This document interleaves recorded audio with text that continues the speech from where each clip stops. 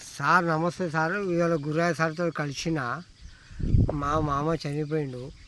ఇవాళ మేము ఒకటి అనుకూలంగా ఉన్న పరిస్థితిలా మాకు ఎదురైండు సారు. మాకు అనుకూలమైన పరిస్థితులు ఎదురైండు. అయినా కూడా మాకు అన్నం పెట్టిండు సారు. అట్లా బాధపడకురని ప్రోత్సహించిండు మాకు సారు. ఒకటి ప్రోత్సహించిన తర్వాత రారా బిడ్డ, నువ్వు బాధపడకు, ఏంది కావాలో నేను వస్తా అని చెప్పిండు సార్. గట్లా కాకపోతే వద్దు సార్, నువ్వేమి ఇబ్బంది, నువ్వు ఎక్కడ ఉన్నావురా, హైబ్రిడ్ ఉన్నావారా, ఎక్కడ ఉన్నారా అన్నట్టు కూడా చెప్పిండు. అయినా కూడా నేను రెస్పాన్స్ ఇవ్వలేదు సార్కి. అయినా కూడా నా జాడ తీసుకుని సార్ వచ్చిండు.